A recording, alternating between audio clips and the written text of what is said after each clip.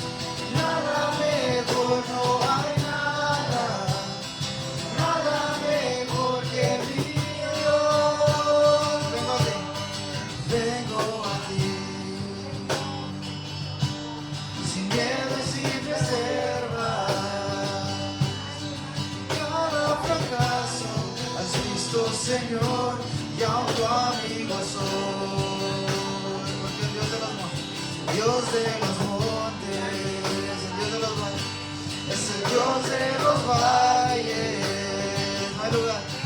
No hay lugar que me pueda alejar de tu gracia y tu amor.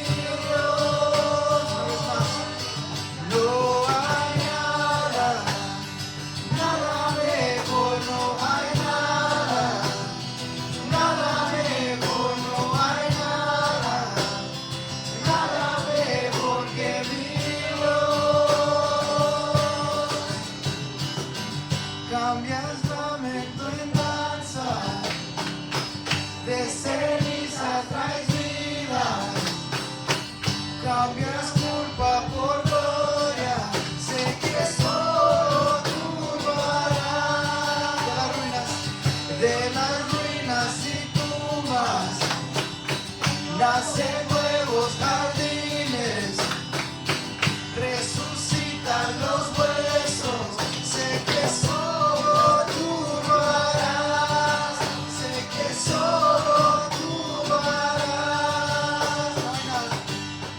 No hay nada, nada mejor, no hay nada, nada mejor, no hay nada. Nada mejor que mi Dios. No hay nada. Nada mejor, no hay nada. Nada mejor, no hay nada. Nada mejor que mi Dios. Cambias lamento en danza.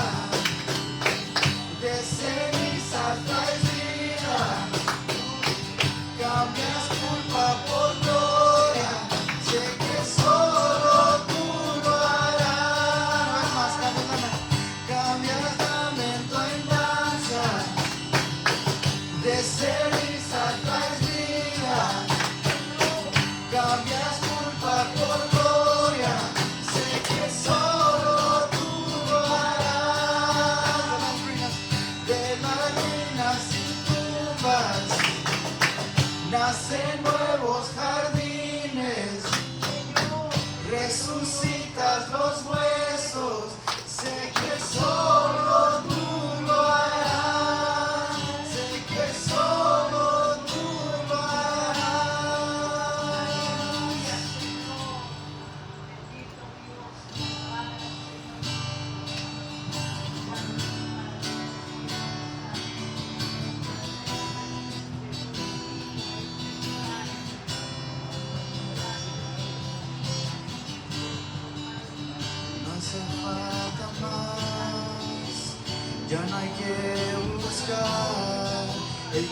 camino a la verdad, en Jesús puedes hallar. No hace falta más, ya no hay que buscar. Él es la razón que libró mi corazón. Libró mi corazón. Todos juntos, Jesús es suficiente. Jesús es suficiente para mí. No hace falta, no hace falta nada. Él está aquí, Él está aquí. Me basta su gracia y nada más, y nada más. Solo en Jesús, solo en Jesús. La libertad, hay libertad.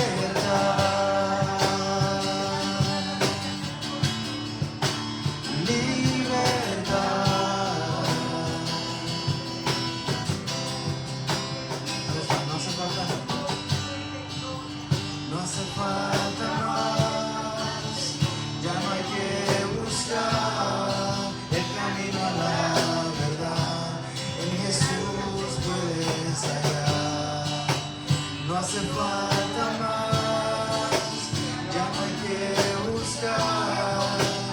Él es la razón que libró mi corazón. Libró mi corazón.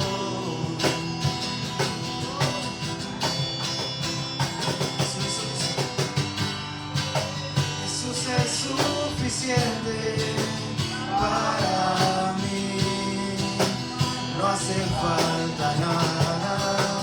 Él está aquí, me basta su gracia y nada más. Solo en Jesús hay libertad.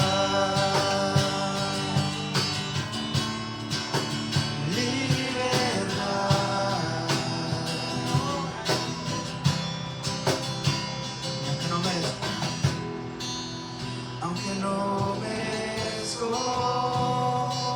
tu amor es sincero, tu amor es sincero. Cuando todos se han ido, Él es nuestro amigo. Tú has sido mi amigo. Una vez más, aunque no merezco, aunque no merezco. Su amor es sincero. Cuando todos se han ido, nuestro amigo fiel, tú has sido mi amigo. Jesús es suficiente para mí.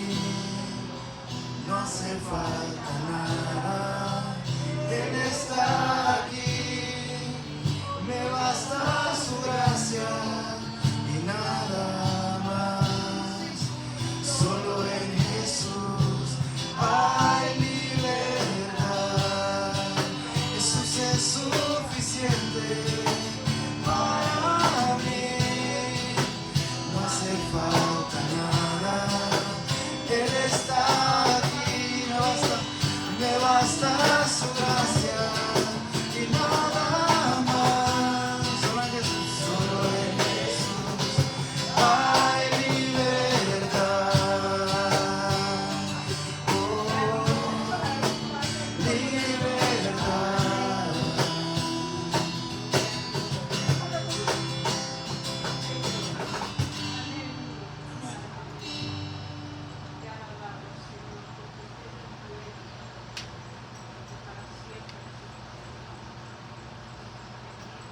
Te invito a orar conmigo.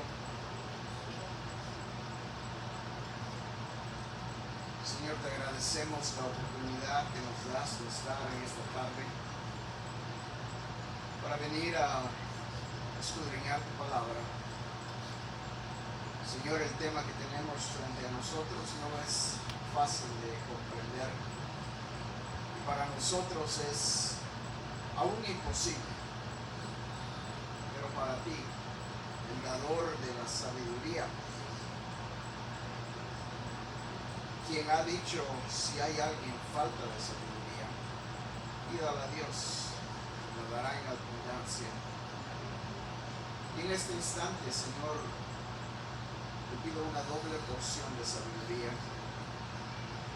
no solo sobre este siervo inútil, sino sobre tu pueblo que está aquí, deseoso de escuchar tu palabra, listos para buscarte. Ayúdanos a comprender este pasaje y mucho más a vivirlo, a obedecerlo, para que tú seas cada día en nuestra vida reflejado, que los demás puedan verte en nosotros. Gracias por este tiempo. Pedimos todo en el nombre de Jesús. Amén. Puede sentarse, gracias. Invito a abrir su Biblia, Primera de Juan. Con la ayuda de Dios, estaré tratando de terminar este libro hoy. Estamos en el capítulo 5, versículo 13, ya estamos cerca de aterrizar este avión. Y hemos pasado, siento, muy rápido, muy alto estos temas que son tan profundos en realidad. Pero desafortunadamente no podemos quedarnos semana tras semana en un solo tema o un solo versículo. Y como siempre les recuerdo y les digo, si usted tiene alguna pregunta, algún comentario, algo que no ha comprendido, no ha entendido o tiene una dificultad, hágamelo saber, por favor, para poder ayudarle y así juntos poder seguir creciendo. Ya está ahí, Primera de Juan capítulo 5, versículo 13. Nos dice la palabra de Dios: estas cosas os he escrito a vosotros. Perdón, ¿dónde estoy? Ya me perdí, apenas acabo de empezar. A vosotros que creéis en el nombre del Hijo de Dios, para que sepáis que tenéis vida eterna, para que creáis en el nombre del Hijo de Dios.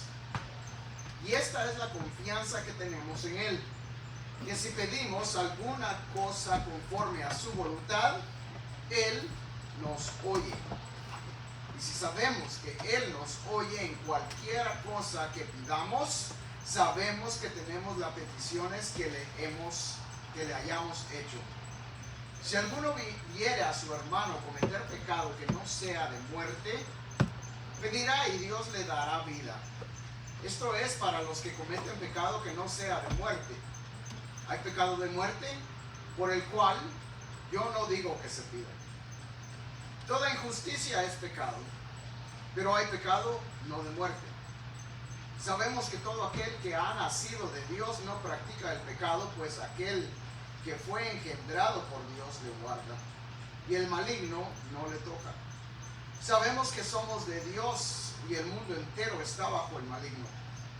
Pero sabemos que el Hijo de Dios ha venido y nos ha dado entendimiento para conocer al que es verdadero, y estamos en el verdadero, en su Hijo Jesucristo.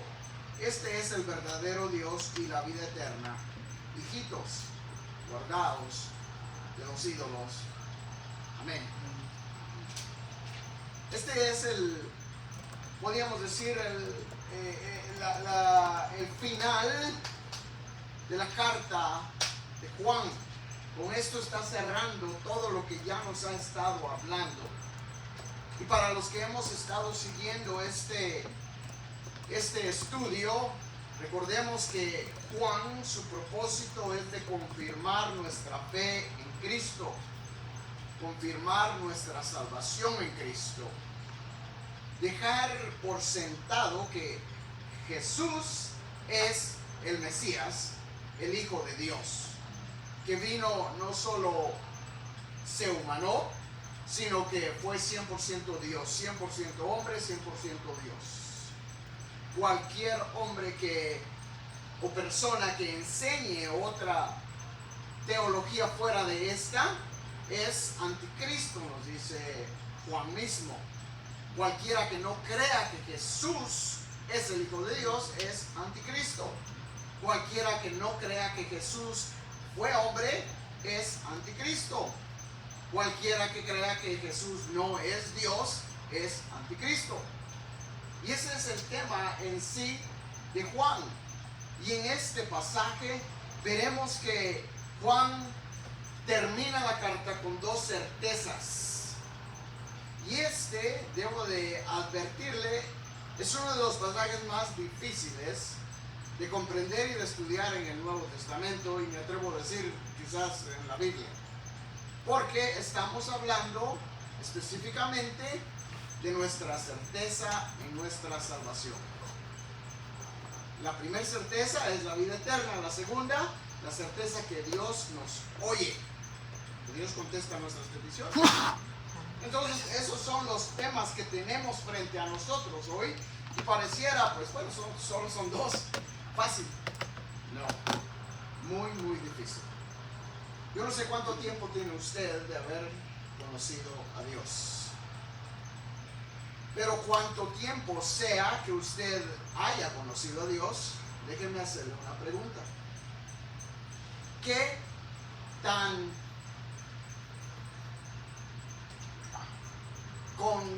confiado, qué tan, ¿cómo se dice? Tan seguro, gracias. Seguro, ¿qué tan seguro está usted que tiene la vida eterna? Bueno, de acuerdo a una escritura de la Biblia dice que cree que Jesucristo fue nuestro Salvador, Dios nuestro Salvador, y que nació, resucitó, que murió y resucitó al tercer día, tiene la vida eterna, que cree en él.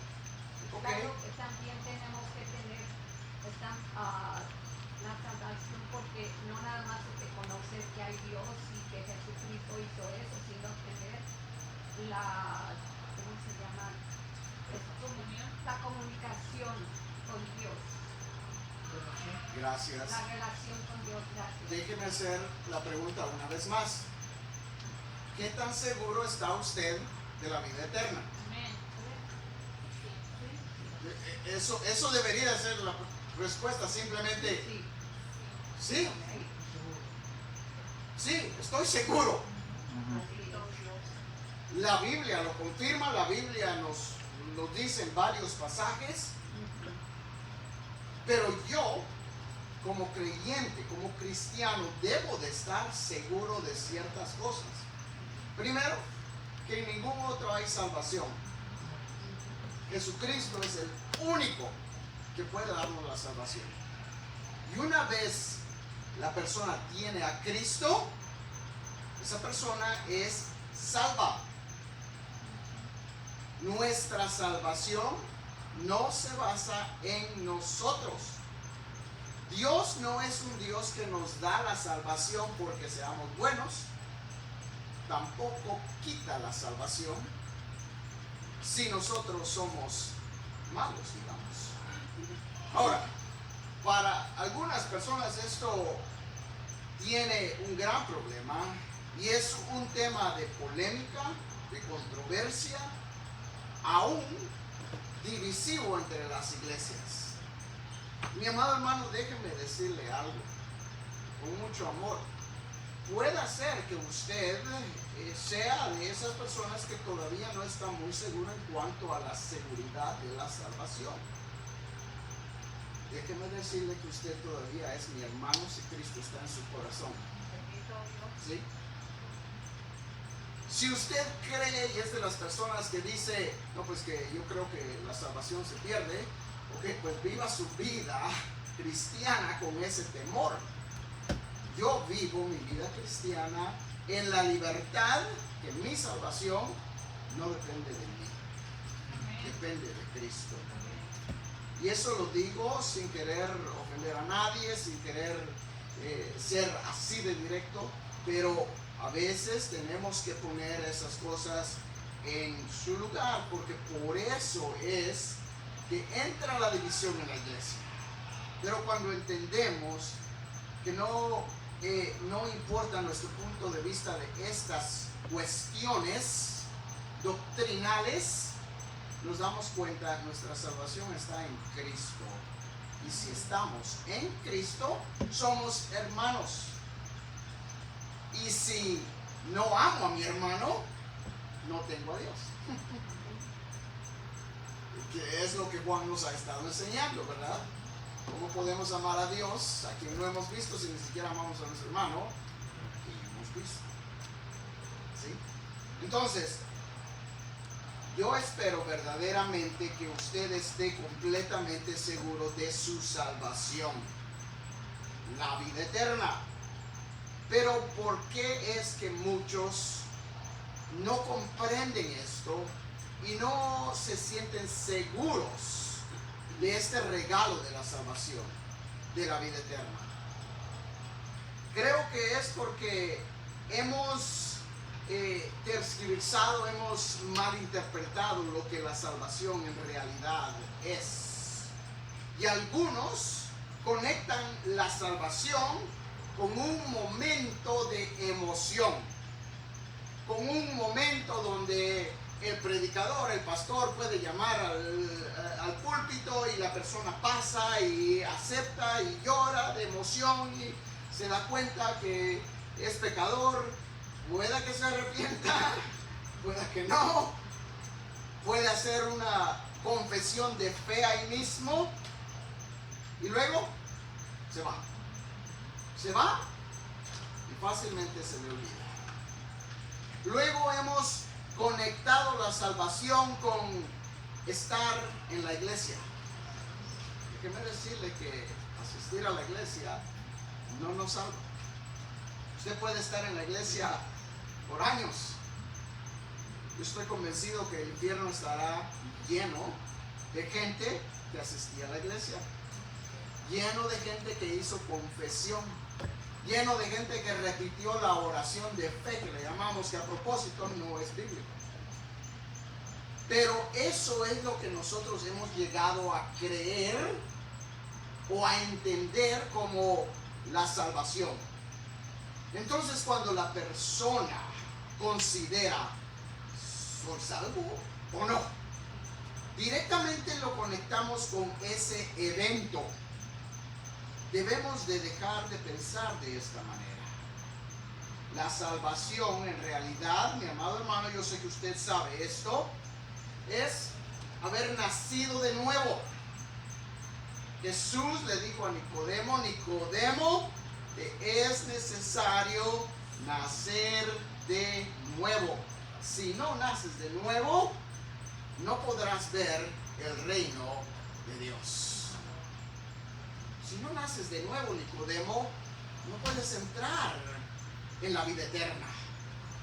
Entonces, el nacer de nuevo es uno de los requisitos para ser salvo, para tener la vida eterna. Por supuesto, usted sabe que nos dice la palabra en 2 Corintios 5:7, de modo que si alguno está en Cristo, nueva criatura es. Las cosas viejas pasaron, he aquí, todas son hechas nuevas. La persona que viene a Cristo y nace de nuevo, da evidencias, da demostraciones de haber nacido de nuevo. Su vida ya no es la misma. Si la persona dice, no, pues yo acepté a Cristo hace años y desafortunadamente sigue viviendo su vida de la misma manera, esa persona no tiene a Dios, no ha nacido de nuevo. Y luego está, por supuesto, el tener a Dios en nuestro corazón, que Dios more en nosotros. Y ¿Cuál es la evidencia que Dios mora en nosotros? Allí es donde viene la comunión con los hermanos, la comunión con Dios, el amor. Lo que la palabra nos dice en Gálatas 5:22, mas el fruto del Espíritu es amor, gozo, paz, paciencia, benignidad, bondad, fe, mansedumbre y templanza. Contra tales cosas no hay ley. El fruto del Espíritu es el amor. Si una persona dice, yo nací de nuevo, pero no demuestra amor, no tiene a Dios. Entonces, una va conectada con la otra, tanto el nuevo nacimiento como tener a Dios en nuestro corazón. Y aquí Juan nos recuerda y nos dice, estas cosas os he escrito a vosotros que creéis, a los que creen. ¿Usted cree que Jesús es el Hijo de Dios? Entonces esto está escrito para nosotros. Dice, los he escrito para vosotros que creéis en el nombre del Hijo de Dios, para que sepáis que tenéis vida eterna. Juan aquí nos dice para que estén completamente seguros que tienen la vida eterna. Mi amado hermano, Cristo vino al mundo para que nosotros podamos gozar de esa vida eterna. Si Cristo no hubiera venido al mundo, entonces podríamos decir, ¿será que la tengo o no? Pero Cristo vino al mundo precisamente para eso. Y antes de irse prometió, yo voy a preparar lugar para que donde yo esté, vosotros también estéis.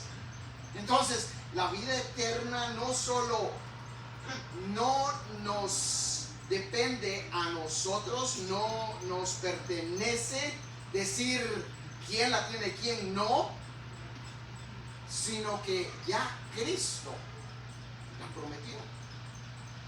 Y si yo creo que Jesús es el Hijo de Dios, esa promesa es mía. Nadie me la puede quitar. ¿Qué pensamos de esto?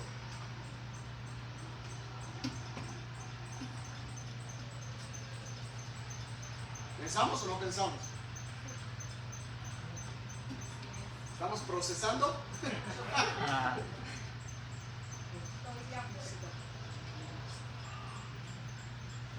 Sigue diciendo el pasaje, estas cosas os he escrito a vosotros que creéis en el nombre del Hijo de Dios, para que sepáis que tenéis vida eterna y para que creáis en el nombre del Hijo de Dios. Y esta es la confianza que tenemos en Él, que si pedimos alguna cosa conforme a su voluntad, Él nos oye. Ahora, la palabra que utiliza aquí para decir oír no quiere decir simplemente que, bueno, escucho, sino que atiende, lo que quiere decir, atiende. Esto es lo que creemos, dice Juan. Esta es la confianza, la seguridad que tenemos, que si pedimos cualquier cosa conforme a su voluntad, Él nos atiende. Mi amado hermano, la segunda certeza del verdadero creyente es que nuestras oraciones son escuchadas por Dios. Sus peticiones son escuchadas por Dios. Si usted verdaderamente tiene al Hijo de Dios en su corazón, sus oraciones son escuchadas. Dios no se queda sin actuar. Dios actúa a su tiempo, en su voluntad, dentro de su voluntad. Él responde nuestras peticiones. La clave está en su voluntad. ¿Usted siempre recibe todo lo que le pide a Dios?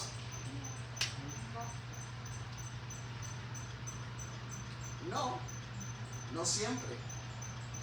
Para los que somos padres, ¿les damos todo a nuestros hijos? Yo espero que no. Yo espero que no. Porque hoy en día, toma. Nosotros mismos los maleducamos.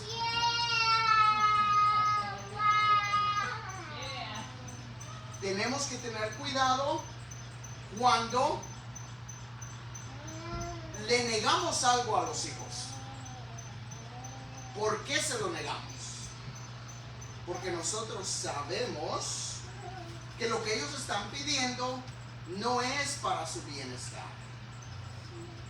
Entonces Dios, dentro de su voluntad, Él sabe lo que es bueno para nosotros y lo que no es bueno para nosotros. Y para el que ha creído en Él verdaderamente, nos dice Juan aquí en el versículo 14 que ya leímos, y esta es la confianza que tenemos en Él, que si pedimos alguna cosa conforme a su voluntad, Él nos oye. Y si sabemos que Él nos oye, en cualquiera cosa que pidamos, sabemos que tenemos las peticiones que le hayamos hecho. Nos dice Juan, cuando pedimos dentro de la voluntad de Dios, podemos tener la certeza, la seguridad que Dios va a actuar. La cuestión es, ¿cómo sé yo cómo pedir conforme a la voluntad de Dios? ¿Ha orado por alguien que está enfermo? ¿Y Dios no sana a la persona? ¿Qué no se ha preguntado usted? ¿Cómo no puede ser la voluntad de Dios no sanar a esta persona? ¿Es la voluntad de Dios? Lo que pasa es, mi amado hermano, que muchas veces vemos la vida conforme a nuestros ojos y pensamos que lo mejor para esa persona es volver a tener la salud. Puede ser que Dios ya haya decidido que esa persona está llegando al fin de su vida. Y esas son las peticiones más difíciles de orar. ¿Sabe usted? Señor, haz tu voluntad en tal por cual. Quizás su familiar, haz tu voluntad en mi madre, mi padre, mi hermano, mi hermana. Haz tu voluntad en mis hijos. Porque la mayoría de las veces yo oro, Señor, por favor, sánalo. Pero ¿qué es la voluntad de Dios? Es no sanar. Entonces, ¿cómo pedimos la voluntad de Dios? ¿Cómo sabemos cuál es la voluntad de Dios?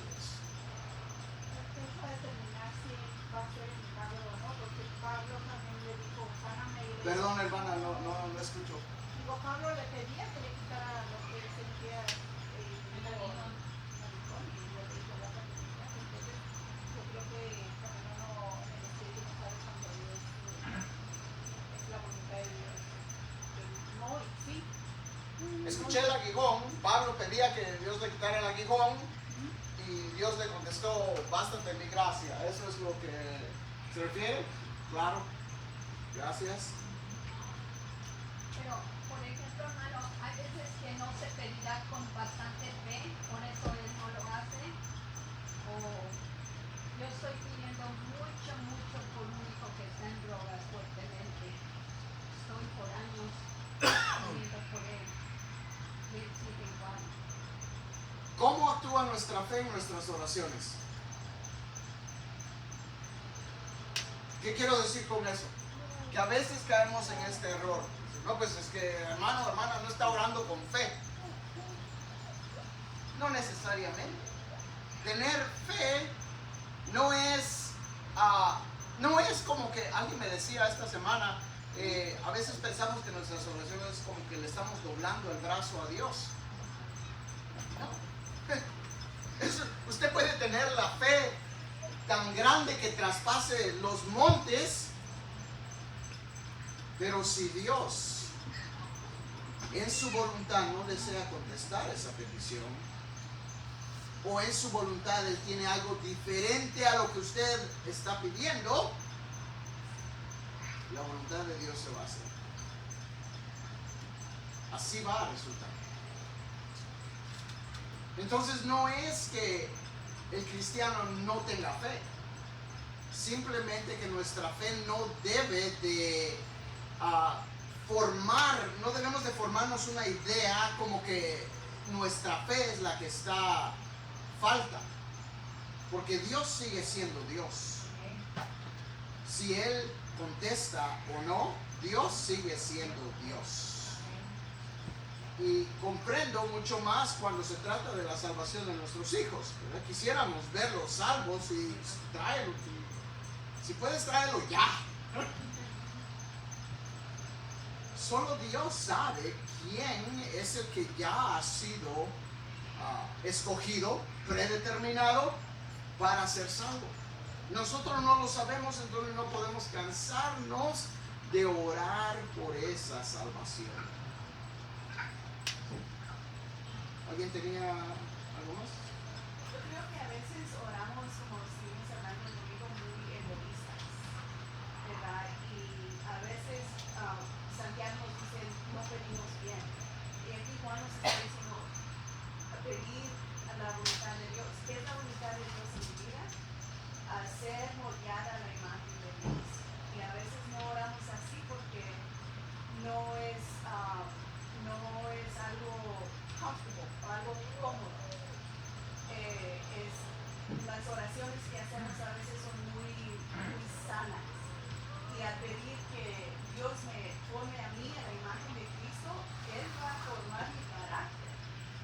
Y va a salir mi carácter que a veces quiero dejar ahí muy abajo y no sacarlo a la luz. Y me incomoda a mí y no me gusta. Pero ¿qué es la voluntad de Dios? Ser más como Cristo. Y esa es como es Salmo 139, 23, versículo, que dice: examina, oh Dios, y conoce mi corazón, pruébame y conoce mis pensamientos. Y si hay en mí camino de perversidad, y guíame en el camino eterno. Es de pedir, Señor, saca eso de mí. Y a veces no queremos, no nos gusta, nos duele. Y preferimos estar cómodos y no ser moldeados como Dios quiere que seamos moldeados. Gracias, hermana Luisa.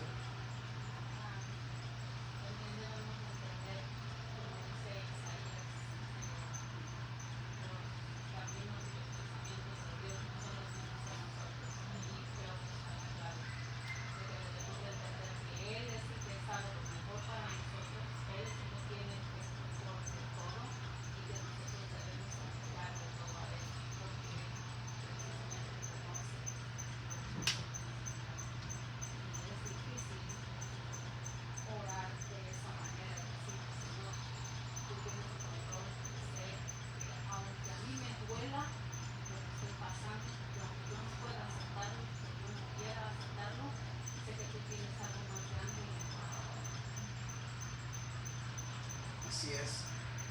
Entonces, la certeza del verdadero creyente, mi amado hermano, no solo en nuestra salvación, la vida eterna, sino en el hecho de que Dios nos oye, está precisamente en saber que Dios va a actuar. Dios no se queda sin actuar. Pero la respuesta de Dios puede ser diferente a la que yo quiera. Y como dijo hermana Robicela, debo de recordarme que mis caminos no son vuestros caminos, dijo Jehová, mis pensamientos no son vuestros pensamientos. Entonces, lo que yo desee no cambia la voluntad de Dios. La voluntad de Dios para el creyente siempre será agradable y perfecta, nos dice la palabra de Dios. Aunque nosotros no lo veamos así. ¿Sí? Ahora pasamos al versículo 16 y aquí es donde de repente Juan como que nos tira una curva. Viene hablando de la salvación, luego de la oración y de repente se va a hablar, a clasificar el pecado. Y nos dice el versículo 16, si alguno viere a su hermano cometer pecado que no sea de muerte, pedirá y Dios le dará vida. Esto es para los que cometen pecado que no sea de muerte. Hay pecado de muerte por el cual yo no digo que se pida. Toda injusticia es pecado, pero hay pecado no de muerte.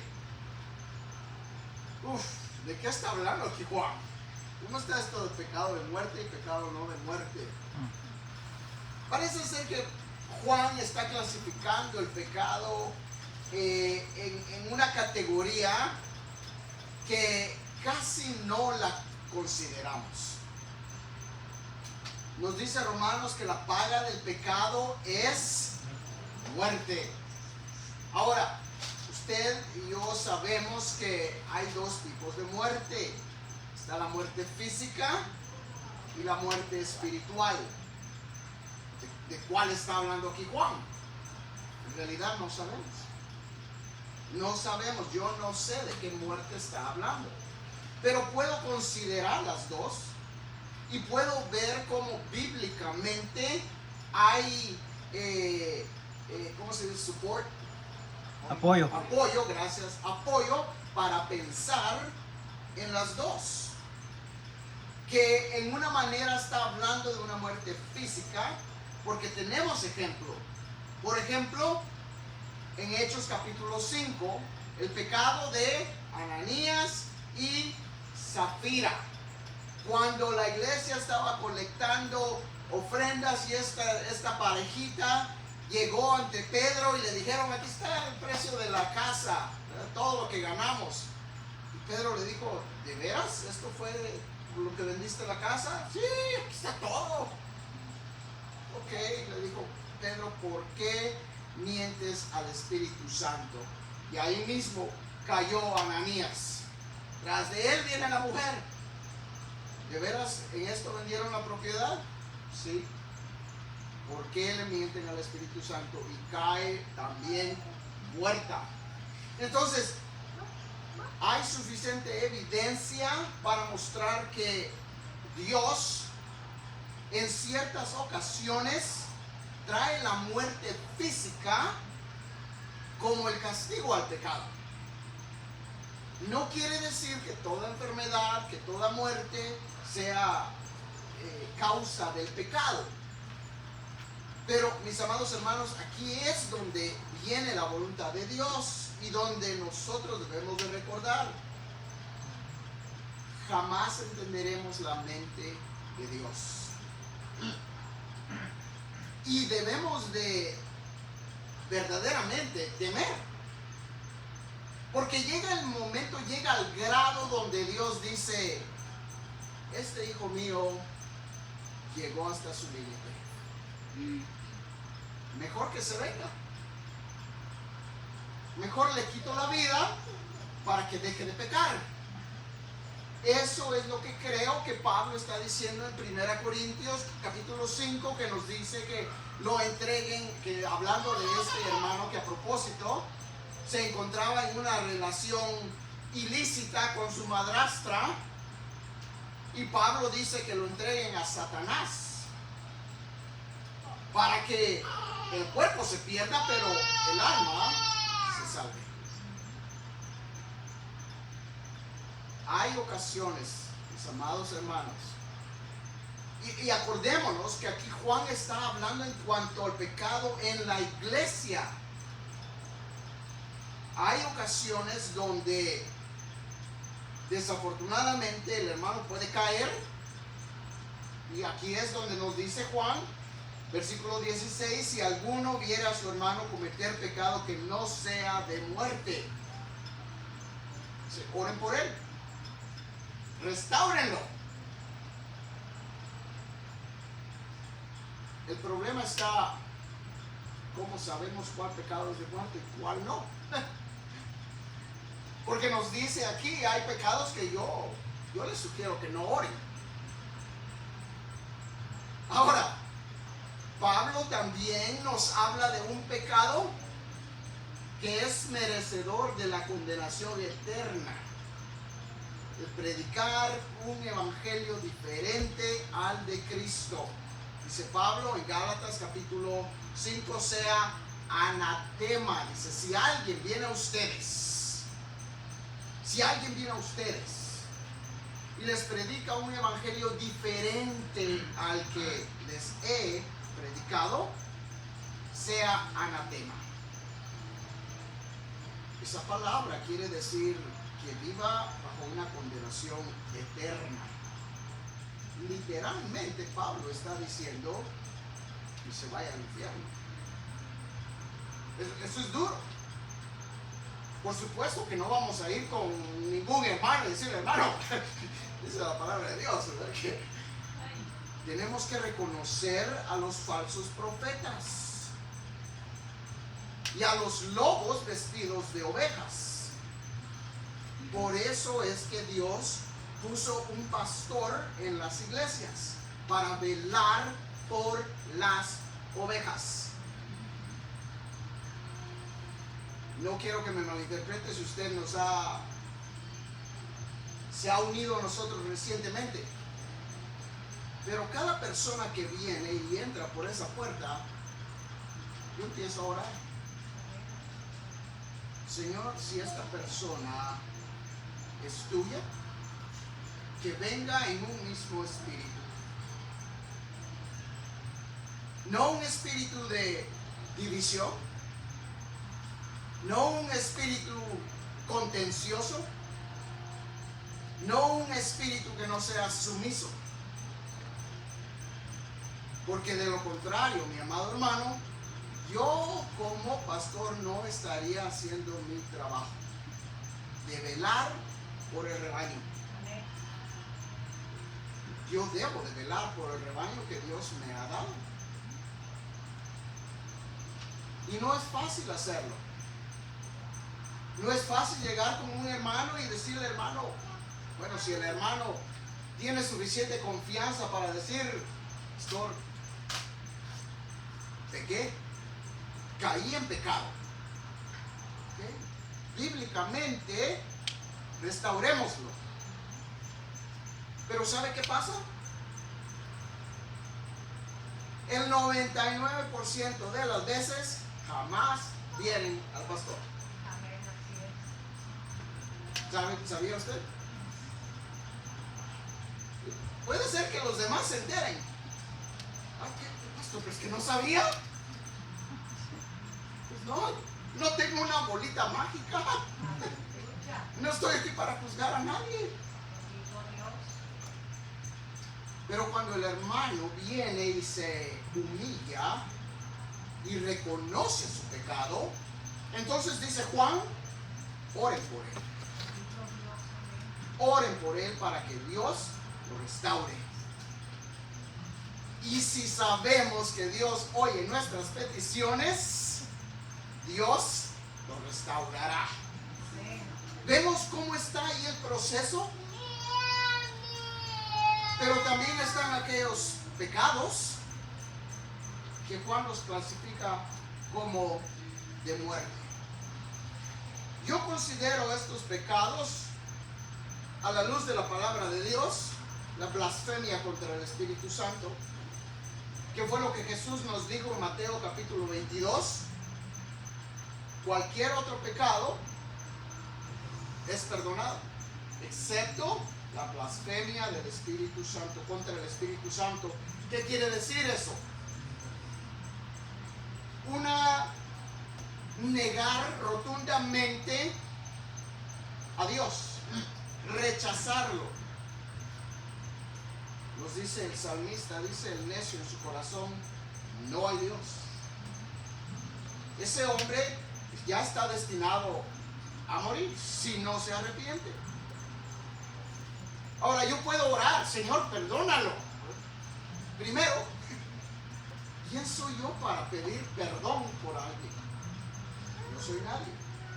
Segundo, si ya Dios ya tiene a esa persona destinada a la muerte, tanto física como espiritual, esa es la voluntad de Dios.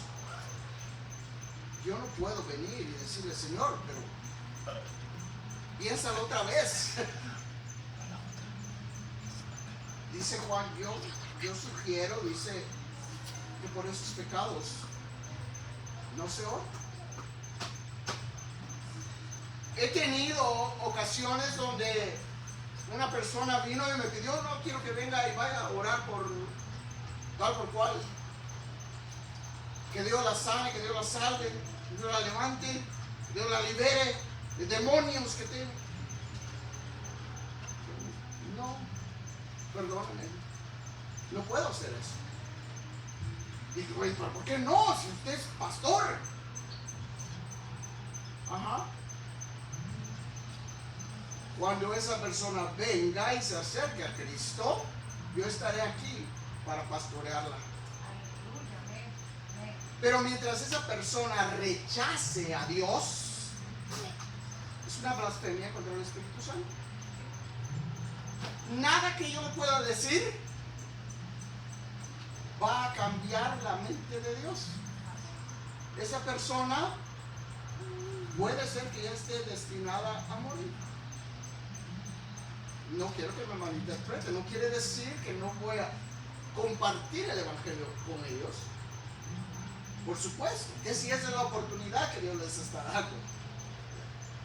Pero el orar porque Dios los perdone y que ellos se arrepientan, no me toca a mí.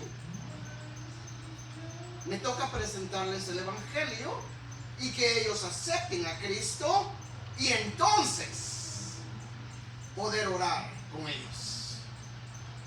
¿Comprendemos eso? Porque no quiero confundirlos, pero eso es lo que está hablando aquí Juan. Acordémonos con lo que estaba lidiando con falsos profetas, con anticristos que estaban enseñando en la iglesia. No necesitas a Cristo, o no eres salvo, o todas estas cosas. Dice Juan, ni pierdan el tiempo con estos. Oye, hermano, pero por ejemplo, yo he estado orando por mi hijo por años y años. Él no quiere tener nada conmigo porque dice que yo soy muy religiosa. No sé ni dónde vive, dónde está, ni nada. Sé que anda por aquí, a caballo, y palmas. O sea que anda aquí rondando. Pero cuando me lo he encontrado por accidente, coincidencia, como sea, digo, ¿cómo estás? Visítame, háblame. No, mamá, tú eres muy religiosa, pero yo sigo orando por él. Pero, ¿por qué él no quiere aceptar a Dios? O sea, por la contestación que me da, quiere decir que, como que se ve que no quiere nada con Dios porque anda muy mentado en sus drogas. Pero entonces, tengo que dejar de orar por él. Yo como madre me duele mucho. Yo sigo orando. Naturalmente, y no quiero decir que deje de orar por su hijo, siga orando por su hijo. Porque usted no sabe si el último momento Dios pueda llamarlo. Puede llamarlo al arrepentimiento. Pero personas que ya están, digamos, en su lecho de muerte y que no han aceptado a Cristo, hay una diferencia en orar por la salvación de una persona y orar y decirle a Dios, Señor, perdona a tal. ¿Sí? Porque eso no lo podemos hacer. Pero cuando oramos y pedimos a Dios, Señor, ten misericordia de esta persona, lo estamos entregando a Dios. Y si Él en su misericordia decide llamar a esa persona, yo he hecho la voluntad de Dios en orar por ellas. Pero no es como que yo estoy tratando de convencer a Dios, pero Señor, es mi hijo, concédelo, sálvalo, alcánzalo. Eso no lo puedo hacer, por más que yo quiera. Por supuesto, como padre, ¿Quién no quisiera ver a sus hijos? Juan mismo dice, no tengo más gozo, más grande gozo que ver a mis hijos sirviendo. Entonces, siga orando por su hijo. No se canse. Entonces ese no es pecado de muerte y aun cuando él no quiere oír de Dios. Hermana, eso no lo puedo contestar yo. Porque la blasfemia contra el Espíritu Santo es negar rotundamente, no quiero saber nada. Y si eso es lo que su hijo ha hecho, entonces eso ya es entre Dios y su hijo. Yo no puedo decirle, su hijo ya no tiene salvación. Yo estaría mal en decir eso. No, yo no me lo No, Rudy, ¿tenía algo? ¿No? Perdón. No, nomás ¿No? a veces pues nosotros no podemos decirle a Dios, ¿por qué no me contesta mis oraciones? Él a su debido tiempo y no somos nadie para decirle por qué no está funcionando, porque yo tengo estuve en inmigración y mi esposo estuvo orando, todo el día estuvo orando con el pastor Alfredo y muchos salían y yo ahí estaba y estuve 11 meses detenido y me desesperaba y por alguna razón estuve ahí, escuché más, predicaban y todo y decía yo, ¿por qué no me contestan mis oraciones Dios? Pero él es perfecto, pues él a su debido tiempo él le va a contestar las oraciones para cualquier persona. Amén. Sí, gracias. Y se fueron contestadas porque salí y llegué feliz a mi país, estuve 1 año y medio esperando y gracias a Dios agarré mi residencia, pero en ningún momento dije, ¿por qué me haces eso? Solo me estaba moldeando, pues es como cuando metió Jonás al pescado y dice, pues por alguna razón ahí estuve y pues no me arrepiento del tiempo que estuve ahí. Gracias por ese testimonio. Muy hermoso, gracias.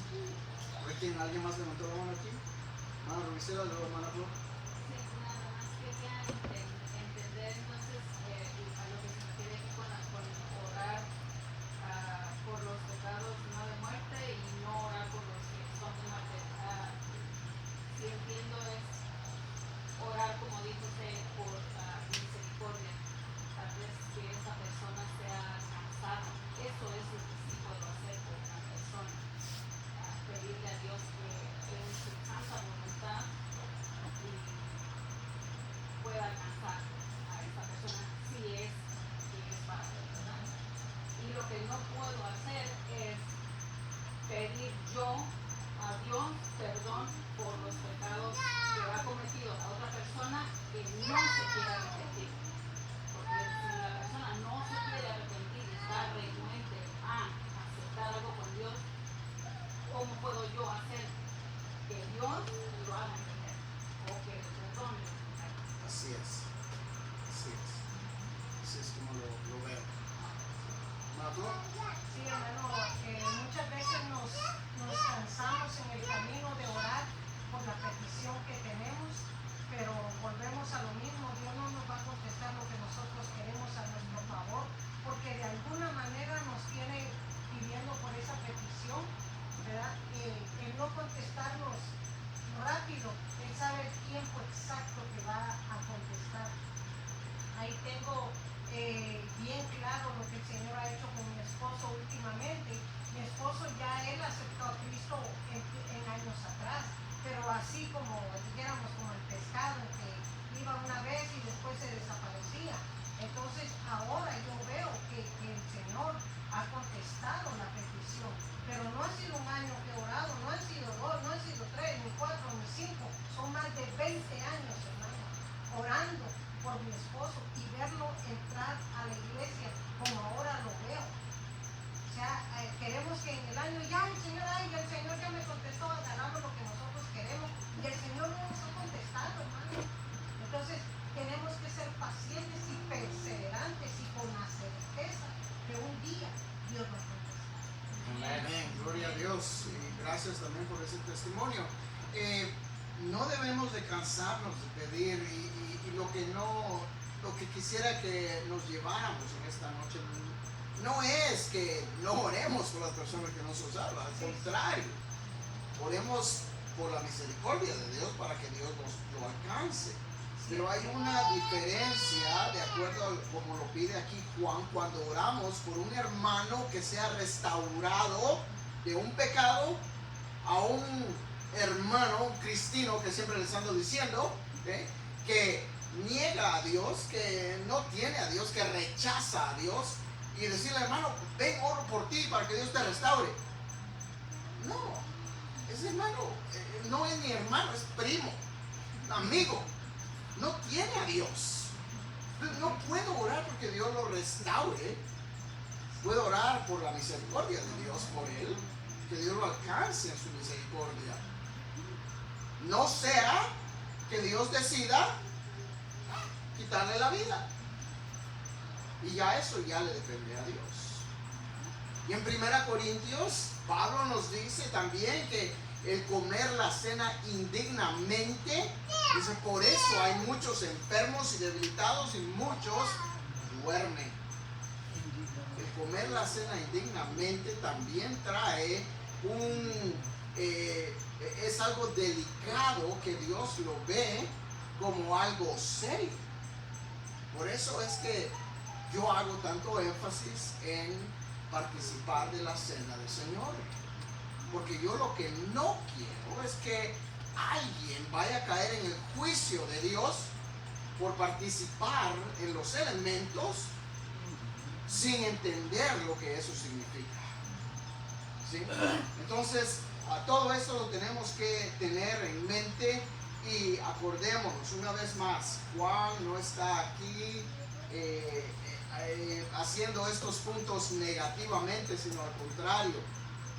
Lo que quiere es afirmar todo lo que creemos, nuestra fe, nuestra salvación, la vida eterna. Y concluye el pasaje, versículo 18, sabemos que todo aquel que ha nacido de Dios no practica el pecado, pues aquel que fue engendrado por Dios le guarda y el maligno no le toca.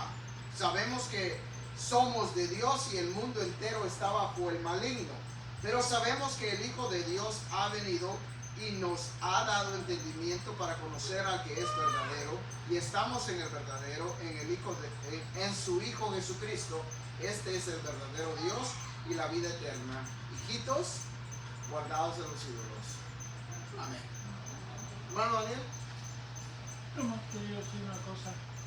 Mientras que la gente esté viva y respirando aquí en esta tierra, hay oportunidad que Dios nos salve, solo que debemos llorar por esa persona, por su salvación, ya que esa persona rechaza completamente a Cristo, como se dice en la Biblia, el Espíritu Santo, que es Dios, se rechaza al punto de muerte y cruza esa línea de vida a muerte, se cumple la palabra.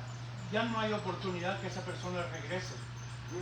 Pero por mientras que esté viva, oren hasta que Dios lo reciba o que se arrepienta o algo, ¿verdad? Para recibir a Cristo. Y si no quiere, entonces se cumple la palabra. Va a morir sin Cristo y se acabó. Amén. Ya no tiene regreso. Muy bien. Con eso concluimos la primera carta del apóstol Juan. Con ayuda de Dios veremos la segunda epístola y la tercera. Estas son las más cortas. Así es de que en 2 semanas, primero Dios, estaremos terminando este estudio. Si usted tiene algún estudio que quisiera considerar, hágamelo saber para empezar ya a prepararnos, a buscar otro tema que Dios nos va a dar. Tenemos 66 libros para estudiar. Ya los hemos estudiado todos, para los que han estado con nosotros por años, hemos estudiado ya las cartas paulinas, las cartas, ahora estamos en Juan, hemos estudiado de Pedro, hemos estudiado los evangelios, aunque no todos los evangelios, pero podemos considerar algo similar. Así es de que, ¿por qué no nos ponemos de pie y concluimos? Señor, gracias por este tiempo.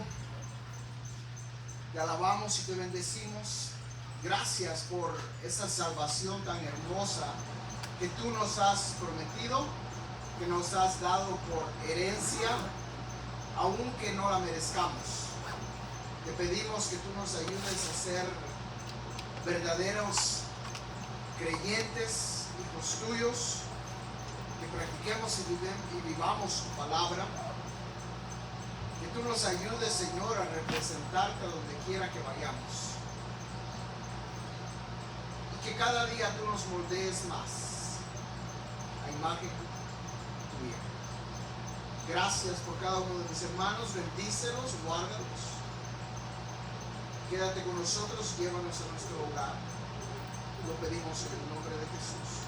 Amén. Que el Señor le bendiga.